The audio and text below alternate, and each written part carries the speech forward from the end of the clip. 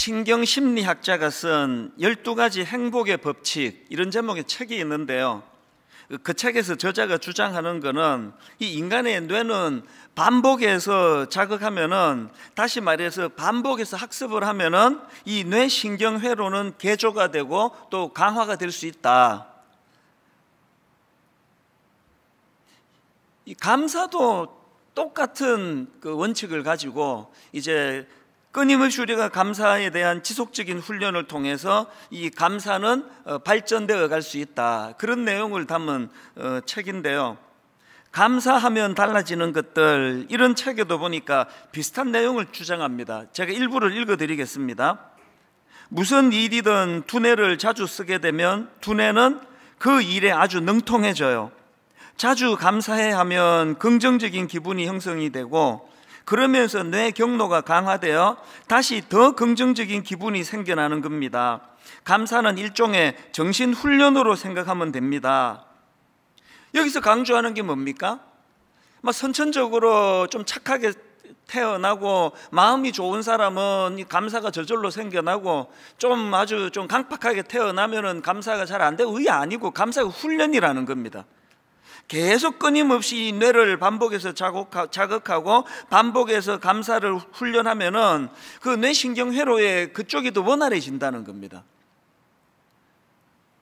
제가 감사 운동을 벌이는 근거가 여기에 있고요, 그런가 하면은 153 감사 노트 쓰기 운동도 마찬가지입니다. 한두 번 이렇게 쓰다 말다 해갖고 효과가 없고요, 적어도 한 3개월 이상을 지속적으로 매일 저녁 하루 일과를 돌아보면서 참 오늘 내가 감사했던 거, 내가 만난 고마운 어떤 사람, 이런 것들을 생각하면서 감사가 계속 연결이 되면 거기에 이 뇌의 회로가, 이 전문가들이 하는 이야기 아닙니까? 하나님이 인간을 그렇게 만드셨다는 겁니다. 그리고 또 중요한 건, 이렇게 감사 훈련을 해가는 과정에서 이미 우리 뇌에 형성돼 버린 잘못된 습관들을 끊어낼 수 있도록, 이거 고쳐나갈 수 있도록 기도하셔야 됩니다. 사실 우리 내면에 이미 잘못 형성된 습관들이 얼마나 많은지 모릅니다. 이것들을 자꾸 끊어내지 않고는 이 감사가 그 몸에 배이도록 하는 거, 습관화되게 하는데 방해가 된다는 사실입니다. 그렇기 때문에 저는 오늘 본문에 나오는 이 마르다라고 하는 한 여인에 대해서 살펴보면서, 이 마르다가 장점이 참 많은 분이지만요, 오늘 본문에서 발견되는 그 약점 2가지를 제가 좀 보면서 우리들이 이제 이 잘못 형성된 그 습관들을 뭘 고쳐나가야 되는지를 좀 점검하는 시간으로 그렇게 오늘 말씀을 좀 삼았으면 합니다.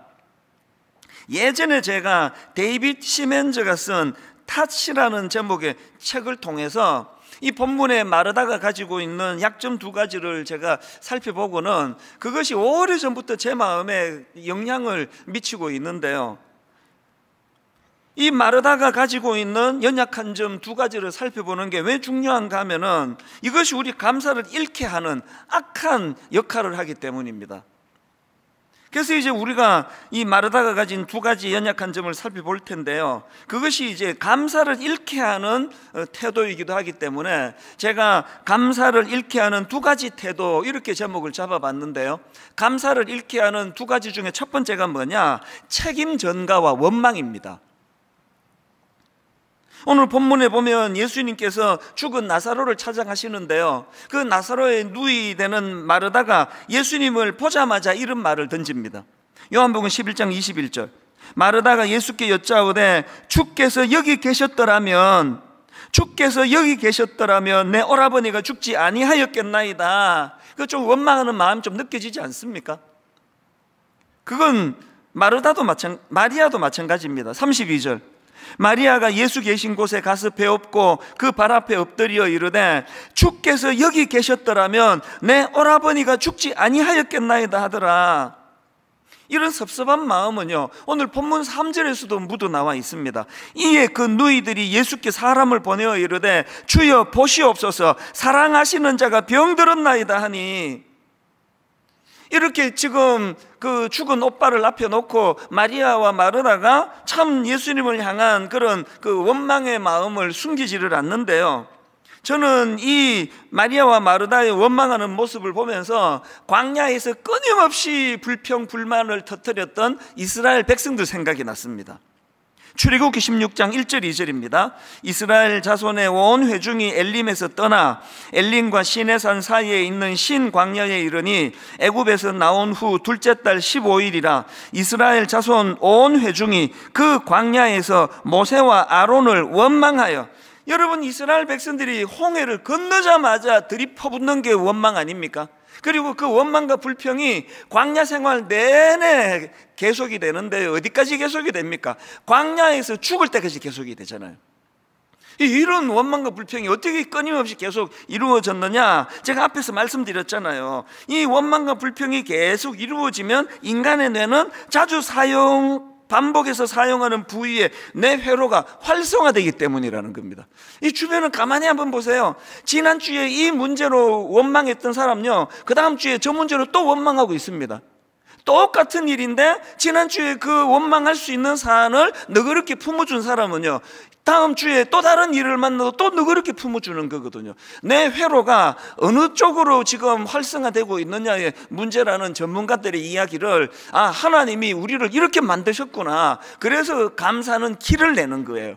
감사는 선천적으로 타고나는 게 아니라 훈련을 통해서 습득되는 거라는 그 이야기를 하고 있는 겁니다. 그렇기 때문에 우리는요, 자꾸 마음에서 원망과 불평이 일어나오는 걸 방치하면 안 됩니다. 그리고 또 이 마음에서 지금 반복되는 원망과 불평을 방치하면 안 되는 게요, 이게 바로 우리 영적인 문제이기 때문에 그렇습니다. 출애굽기 16장 8절, 모세가 또 이르되 여호와께서 저녁에는 너희에게 고기를 주어 먹이시고 아침에는 떡으로 배불리시니 이는 여호와께서 자기를 향하여 너희가 원망하는 그 말을 들으셨습니다. 여기 보면은요, 하나님께서 백성들의 결핍된 거, 부족된 거, 원망하는 것들에 대하여 항상 자비롭게 대해 주시는 거거든요. 그리고 그 다음 내용을 한번 보세요. 우리가 누구냐? 모세가 이런 말을 하는 겁니다. 우리가 누구냐? 너희의 원망은 우리를 향하여 함이 아니요 여호와를 향하여 함이로다. 모든 원망과 불평 속에는 이게 하나님을 향한 영적인 문제가 도사리고 있다는 겁니다. 여러분, 그렇게 내 뼈 중에 뼈요 살 중에 살이요 그렇게 좋아했던 아담이 하나님과의 관계가 깨지고 나니까 당신이 내게 허락한 저 여자 때문에 내가 이렇게 됐다고 그렇게 원망을 쏟아놓는 걸 우리가 볼 수 있지 않습니까? 그래서 우리가 이 습관적인 원망과 불평을 방치하면 안 되고요, 그런가 하면 또 하나, 원망과 불평을 방치하면 안 되는 또 다른 이유는요, 그것이 우리로 하여금 너무 소중한 많은 것들을 잃게 한다는 사실입니다. 여러분 한번 생각을 해보십시오. 지금 이스라엘 백성들은요, 비록 광야 생활이 좀 불편하다 하더라도 일생에서 제일 가슴 벅찬 순간 아닙니까? 그렇게 악한 바로왕 밑에서 종살이하던 그들이 지금 해방의 기쁨을 맛보고 홍해가 갈라지는 기적을 경험하는 그 순간에 그 넘치는 기쁨이 광야 생활 내내 그 마음을 감사로 물들여야 되는데, 이 원망과 불평이라는 그 뇌의 회로가 이스라엘 백성들로 하여금 그 기쁨을 다 죽여버리는 거 아닙니까? 감사하면 달라지는 것들, 이 제목의 책에 보면은요, 저자가 그 불평은 이제 그만, 이런 소제목을 달아놓는 것을 볼 수가 있습니다. 저는 그 소제목을 보면서 내 안에서 일어나는 이 불평이라는 감정에 대해서 내가 이것을 명령할 수 있는 거구나, 이 방치하면 안 되는 거구나. 여러분 안에서 불평이 일어나면은 저 사람 때문이야, 저 상황 때문이야, 자꾸 그것을 책임을 전가하는데요, 그 고리를 끊는 거는 저 사람에 대한 명령이 아니라 내 감정을 명령하는 거예요. 불평은 이제 그만. 이런 소제목을 달아놓고 저자가 뭘 거기다 써놨냐니까요, 자기는요, 그 침대 곁에다가 마르쿠스의 명상록 구절 그 부분을 펼쳐놓고 잔다는 거예요. 그러면서 독자들한테 이런 권면을 합니다. 아침에 일어나면 살아있다는 것이, 숨을 쉬고 생각을 하고 즐기고 사랑할 수 있다는 것이 얼마나 귀중한 특권인지를 생각해 보십시오. 자꾸 원망하는 쪽에 먹이는 줄여나가고, 그 대신에 이 감사는 훈련이니까 이 내 뇌의 회로가 활성화되도록 아침에 눈을 뜨면서도 참 이 살아있는 거, 숨을 쉬고 있는 것을 얼마나 이게 귀중한 특권인지를 생각하라는 것 자체가 작은 것에 대한 감사를 회복하라는 이야기 아닙니까? 저는 저와 여러분이 이제 이런 배움을 통해서 우리도 이제 좀 배우면 좋겠습니다. 아침에 일어나서 선포하십시오. 불평은 이제 그만. 그런가 하면은 두 번째로 마르다에게서 발견되는 잘못된 태도가 하나 더 있는데요, 현재가 실종된 믿음의 모습입니다. 이 현재가 실종되었다, 이거는 무슨 근거로 이런 말씀을 드리는가 하면은요, 자 21절에 보세요. 이 마르다의 생각의 흐름을 한번 잘 살펴보십시오. 마르다가 예수께 여짜오되 주께서 여기 계셨더라면 내 오라버니가 죽지 아니하였겠나이다. 지금 마르다는요, 되돌릴 수 없는 과거에 지금 매여 있는 거 아닙니까? 주께서 여기 계셨더라면 우리 오빠 안 죽었을 텐데, 그거 뭐 1년 내내 생각해 보세요. 죽은 오빠 살아나지 않습니다. 무기력한 과거에 지금 마르다는 생각이 고정되어 있는데요, 그런 마르다를 보고 예수님께서 23절, 예수께서 이르시되 내 오라비가 다시 살아나리라. 그랬더니 마르다가 이번에는 껑충 뛰어가지고 막연한 미래로 그 생각이 머뭅니다. 24절, 마르다가 이르되 마지막 날 부활 때에는 다시 살아날 줄을 내가 아나이다. 여러분, 지금 마르다에게 빠져있는 게 뭡니까? 예수님께서 지금 네 오라비가 다시 살아나리라, 역동적인 현재를 말씀하시는데, 마르다는요, 그 무기력한 과거에 매여 있지 않으면 막연하게 짝이 없는 미래에 머물러 있는 것, 이게 오늘 대부분의 성도들의 모습이라고 저는 생각을 합니다. 현재가 빠져 있는. 그래가지고요, 그 유튜브 같은데 궁금해서 한 번씩 들어가 보면은 상처를 치유해 주시는 예수님 이러면 조회수가 껑충 올라갑니다. 이 과거에 매여 있다는, 과거에. 복음이 당연히 과거에 받은 상처도 치료하죠. 그러나 그 과거에 받은 상처를 치유해 주는 복음의 능력으로 그것이 드러나기 위해서는요, 너무나 역동적인 현재 일하는, 현재 작동되는 복음의 능력이 같이 가야 되는 거 아닙니까? 그 경기도 어디 가면은 무슨 냉면 맛있는 집이 있다. 또 경기도 어디 가면은 또 돈가스 잘하는 집이 있다. 원조 식당이 어디 있다. 그러면요, 그 주소를 정확하게 알고 안 가면은 낭패 볼 때가 많습니다. 왠지 아십니까? 원조 냉면집 있다 해가지고 그 마을에 가보면은 마을 일대가 다 원조 냉면이에요. 다 원조예요. 사실 여러분, 그 식당 주인 입장에서 가만히 생각해 보면은 이 원조 식당인 척하고 간판 내거는 게 중요한 게 아니라 오늘 음식을 맛있게 하는 게 중요한 거 아닙니까? 원조는 별로 중요하지 않습니다. 50년 전에 제일 먼저 식당 해가지고 그때 좀 맛있었더라, 그게 무슨 소용입니까? 오늘 맛있는 식당이 이게 좋은 식당 아닙니까?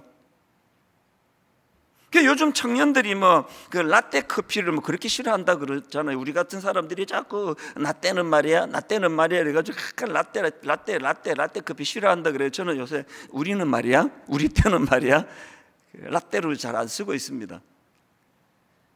그 청년들이 자꾸 우리 같은 사람들이 라떼 말이야 이 힘이 없다는 거예요. 그 신앙생활도 마찬가지예요. 나 때는 말이야 새벽 기도를 얼마나 많이 나왔는지 알아? 무슨 소리예요? 지금 안 나온다는 소리 아닙니까? 예전에 많이 나온 게 무슨 소용입니까? 항상 우리가 주목해야 되는 건 현재의 현재, 역동적인 현재. 그래서 데이빗 시멘즈가 쓴 탓이라는 책에 보면은 현재로 돌아오라, 이런 제목의 소제목이 있는데 참 의미가 있다고 생각합니다. 그 대목에서 저자는요, 잃어버린 현재 시제를 찾아야 한다. 그러면서 아주 중요한 한 가지 포인트를 요한복음에서 예수님께서 당신을 묘사하실 때 보니까 영원한 현재이신 예수님, 이걸 강조하시더라는 겁니다. 자, 몇 구절을 제가 읽어드릴게요. 요한복음 6장 35절, 예수께서 이르시되 나는 I am 생명의 떡이요. 8장 12절, 예수께서 또 말씀하여 이르시되 나는 I am 세상의 빛이니. 10장 11절 나는 I am 선한 목자라.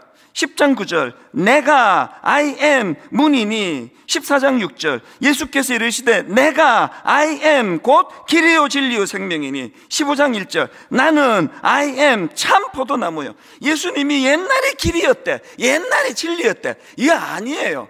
영원한 현재 되시는 예수님은 오늘도 이 순간에도 역동적인 현재. I am, 내가 곧 길이요 진리요 생명이요. 나는 참 포도나무고 내가 여전히 선한 목자가 된다는 이 현재를 강조하시는 예수 그리스도. 이거 구약도 마찬가지인데요. 출애굽기 3장 14절 하나님이 모세에게 이르시되 나는 스스로 있는 자이니라. I am who I am.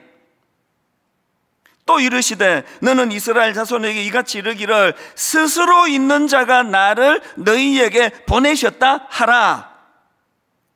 고린도후서 6장 2절 이르시되 내가 은혜 베풀 때에 너에게 듣고 구원의 날에 너를 도왔다 하셨으니. 그 다음 보세요. 보라, 언제요? 지금은 은혜 받을 만한 때요. 보라, 지금은 구원의 날이로다. 2000년 전에 쓰여지던 이 말씀이 그때부터 지금까지 항상 지금은이에요. 항상 역동적인 현재라는 말입니다. 그래서 세 번역으로 보니까 보십시오. 지금이야말로 은혜의 때요, 지금이야말로 구원의 때입니다. 라떼가 아니에요. 지금이야말로, 지금이야말로. 이따가 이제 찬양을 부르겠지만요, 주님 여기 계시기에 이 깊은 바다가 반석이 되고, 주님 여기 계시기에 반석 위를 내가 걸어가리라. 주님 여기 계시기에 저 거친 파도가 반석이 되고, 주님 여기 계시기에 반석 위를 내가 걷습니다. 역동적인 현재예요. 이런 점에서 저는 이 프레젠트라고 하는 이 영어 단어가 참 멋지다고 생각합니다. 프레젠트 하면은 우리가 그 현재 뭐 이런 거를 설명할 때 프레젠트라 그러지 않습니까? 그런데 여러분, 이 현재라는 뜻을 가진 프레젠트가 또 선물이라는 뜻을 갖고 있다는 겁니다. 이런 단어를 가지고 현재라는 표현으로 쓰고 선물이라도 표현을 쓰는 그 영어 문화권이 참 멋있다는 생각을 해요.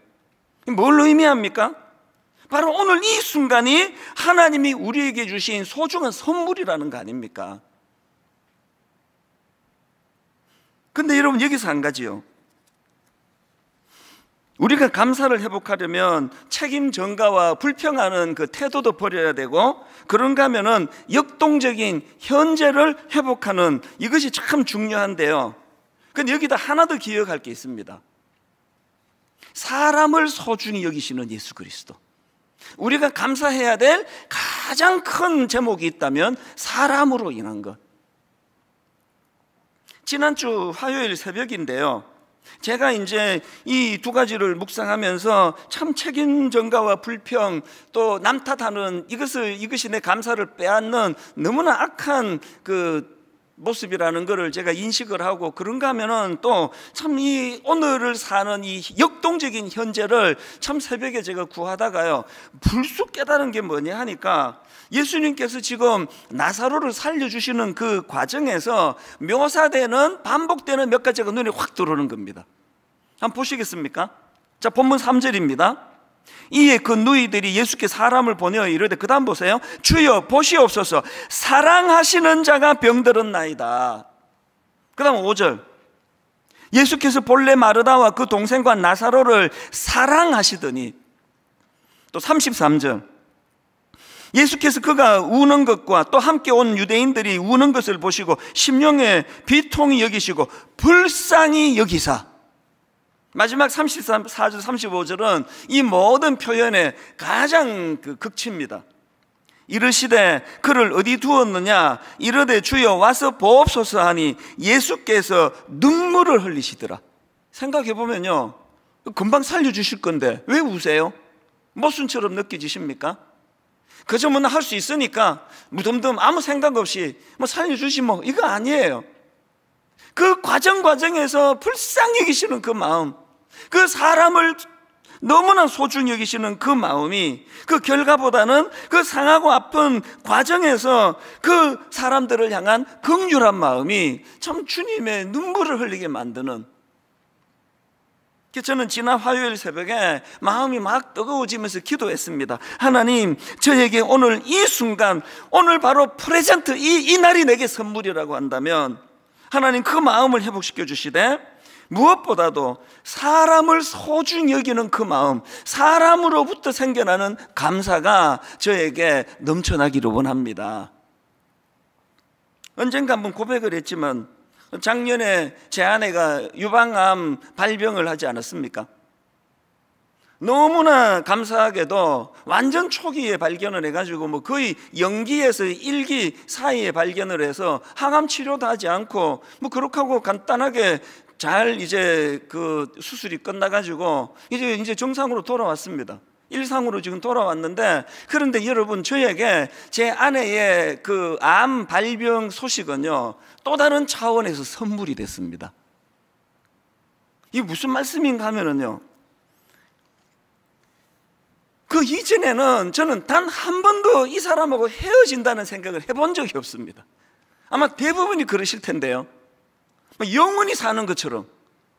그래서 뭐 사랑을 표현하는 일도, 잘해주는 일도 항상 내일이죠, 내일. 영원히 뭐 이 사람과 살 것 같은 생각을 하니까. 그런데 제 아내의 암 발병 소식이 저로 하여금 너무나 중요한 자각을 하나 해준 거예요. 인간은 이 땅에서 유한하다는 거, 이 사람과 한계를 가지고 얼마나 오래 사느냐의 문제지 언젠가는 이것이 끝일 수 있다는 거, 이거를 깨닫고 나니까요, 진짜 오늘 이 하루가 저에게 선물인 거예요. 아까 그 책의 저자는 뭐 어느 명상가의 글을 뭐 책을 놓고 잔다 그러지만 그럴 필요 없습니다. 아침에 눈을 떠서 여전히 아내가 옆에서 참 숨쉬고 있는 모습이 제게는 너무나 감사한 선물이에요.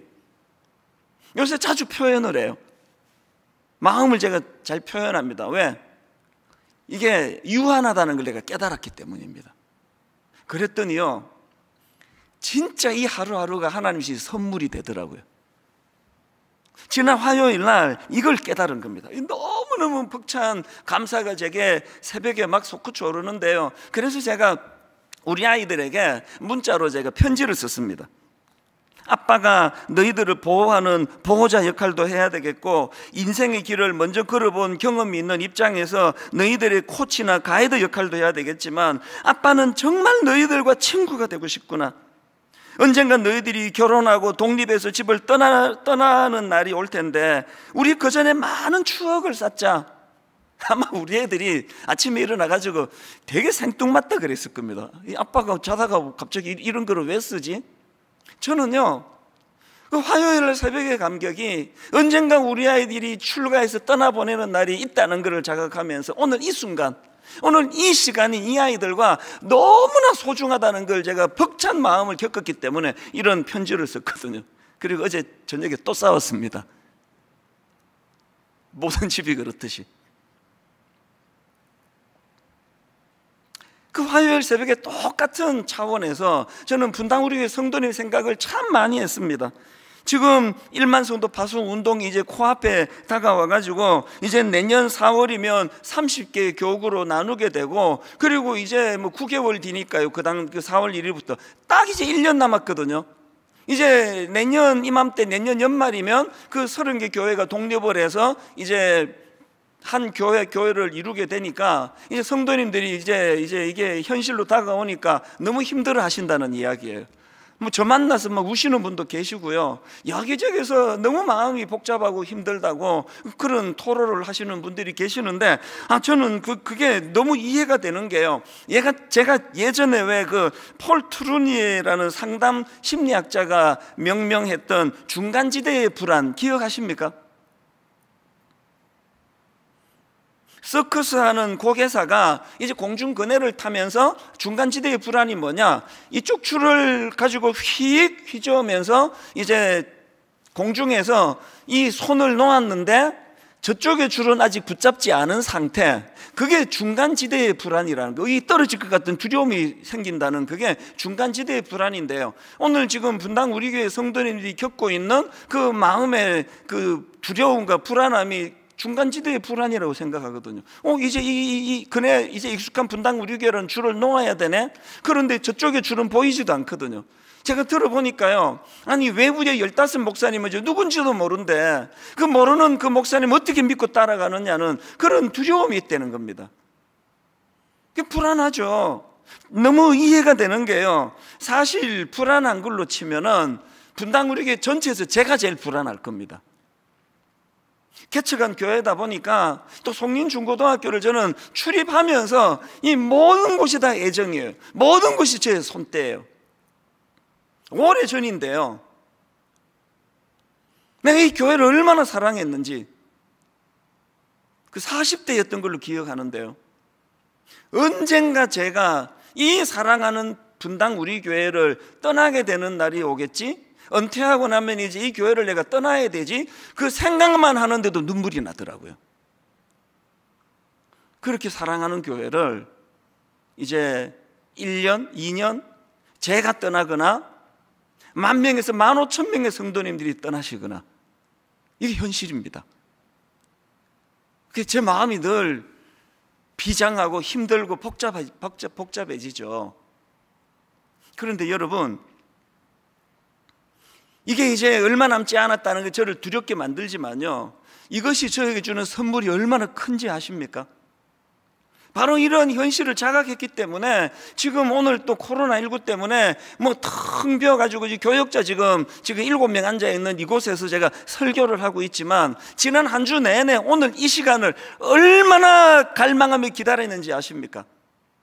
이제 언젠가 이 교회를 내가 떠나게 되는 게 이제 자명해졌는데, 현재 프레젠트, 선물 같은 이 하루, 여전히 제가 우리 성도님들에게 설교할 수 있다는 이것이 얼마나 저를 가슴 벅차게 감격하게 만든지 아십니까? 그래서 이 하루하루가요, 주중에 드림센터로 출근하면서 오늘 현재 내가 이 교회를 떠나지 아니하고 여전히 내가 드림센터로 출근할 수 있는 그 하루하루가 너무너무 감사하게 가슴 벅차게 느껴지는 순간이 지금 너무 많습니다. 그래서 저는 우리 성도님들에게 진짜 눈물로 당부합니다. 그 불안하고 장래가 어떻게 될지 모르는 그 마음의 중간지대의 불안 너무너무 이해가 되는데, 여러분, 예수님께서 말씀하신 것처럼 내일 염려, 내일 하라고 좀 미루어 놓으시고요, 이 하루를 즐기시면 좋겠습니다. 아직까지는 우리가 안 흩어졌잖아요. 아직까지 우리는 모여 있잖아요. 마음만 먹으면 전화할 수 있고, 마음만 먹으면 선물을 보낼 수 있고, 코로나가 끝나면 하루에도 12번도 더 만날 기회가 아직 우리에게 있지 않습니까? 지금 우울하고 힘들고 괴로워하고 불평하고 그 당겨서 하지 마시고, 이제 얼마 남지 않았기 때문에 더 소중한 이 하루, 얼마 남지 않았기 때문에 더 내게는 선물로 다가오는 오늘 이 하루, 이 하루에 주시는 하나님을 감사하자는 거예요. 충분히 감사하고 이것을 누리고 나면은 하나님께서는 어느덧 중간지대의 불안으로부터 해소가 돼 너무나 멋진 미래의 주를 우리에게 보내주실 줄로 믿으시기를 바랍니다. 이런 점에서 저는요, 이번 성탄절이 너무나 비장합니다. 코로나19 때문에 코로나19에게 빼앗기는 성탄절이 되지 않기를 바랍니다. 우리 청년들 잘 들으세요.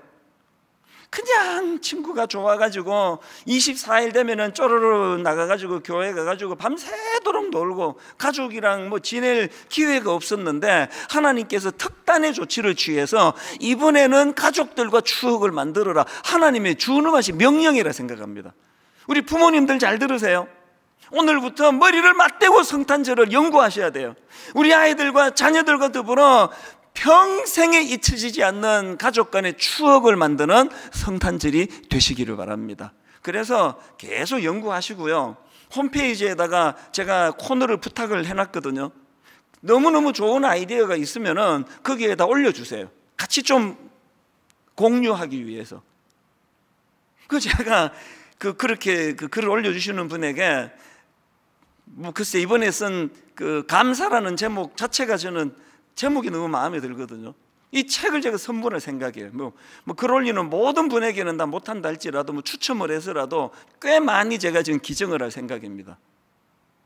이번 성탄절은 가족과 더불어서 평생의 추억을 만드는 주님과 함께하는 가족 간의 성탄 축제가 벌어지게 되시기를 바랍니다. 이게 오늘을 선물로 만드는 비결이에요. 그런가 하면은 또 한 가지, 제가 늘 부탁드리는 거 있잖아요.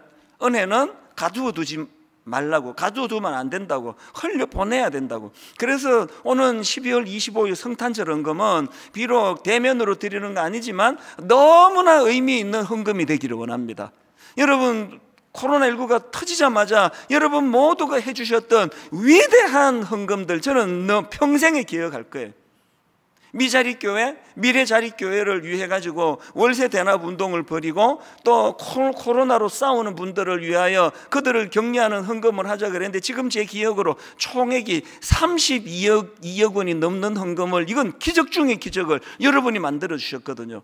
여러분, 코로나가 시작할 때 그 놀라운 일을 해주셨기 때문에 이제 한 해를 마감하는, 그것도 예수님이 오신 것을 감사하는 헌금으로. 여러분, 미자립교회 목사님, 사모님 쌀이 떨어져서 괴로워하는 분이 계시다는 걸 여러분 아십니까? 이 성탄 헌금으로 미자립교회 쌀 구입을 해드리는 운동을 펼쳐줬으면 좋겠고요. 여러분, 미자립교회에, 미래자립교회에 지금 난방비가 없어서 추워서 떨고 있는 분이 계시다면 이거 믿으시겠습니까? 가족 간의 성탄의 기쁨을 충분히 누리고, 그 기쁨으로 이제 이 오신 예수 그리스도를 우리가 감사하면서 헌금을 드린다면, 이 헌금들이 이런 쌀을 구입해 드리고 난방비를 보조해 드리는 이런 놀라운 미래자립교회를 위한 열매가 만들어지는 거, 이 기쁜 일 아닙니까? 그런가 하면 또 한 가지요. 교회에도, 우리가 미자립교회에도 이렇게 섬겨야 되지만요, 저는 이번에 참 가슴 아픈 기사를 하나 봤습니다. 코로나 사태 이후로 취약계층 아동 10명 중에서 4명가량이 집에서 부모 없이 홀로 지내고 있다고 통계가 그렇게 나와 있답니다.